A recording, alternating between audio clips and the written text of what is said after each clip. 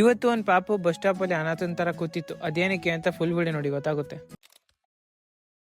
Fat loss workout ನ start ಮಾಡಿರೋದು ಇವತ್ತೇ ಫಸ್ಟ್ ಡೇ. ಯಾಕೆ ಗೊತ್ತಿಲ್ಲ, ಯಾವಾಗ್ಲೂ ಒಂದೇ ದಿನಕ್ಕೆ ರಿಸಲ್ಟ್ ಸಿಗ್ಬೇಕು ಅಂತ ತುಂಬಾ ಆಸೆ.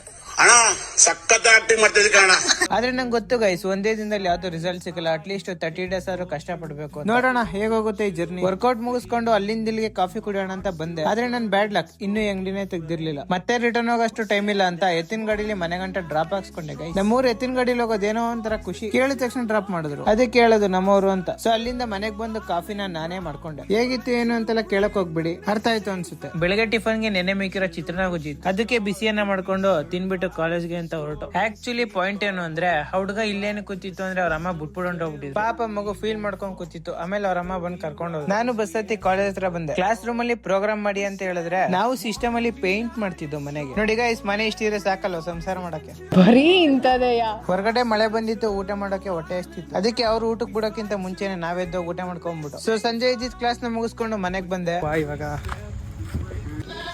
ಏನೋ ಗಂಡ ಹೆಣ್ಣದು ಹೆಣ್ಣು ಯಾವ ಇವೆಲ್ಲ. ನಮ್ಮ ಅಜ್ಜಿ ಮನೆಗೆ ಹೋದ್ರೆ ಸ್ಪೆಷಲ್ ಐಟಮ್ ಇರುತ್ತೆ, ಮೊಮ್ಮಗಂಗೆ ಅಂತ ತಂದಿಟ್ಟಿರ್ತಾರೆ. ನಿಮ್ಗೂ ಗೊತ್ತಲ್ವಾ ಗೈಸ್ ಅಜ್ಜಿ ಪ್ರೀತಿ ಹೆಂಗಿರುತ್ತೆ ಅಂತ.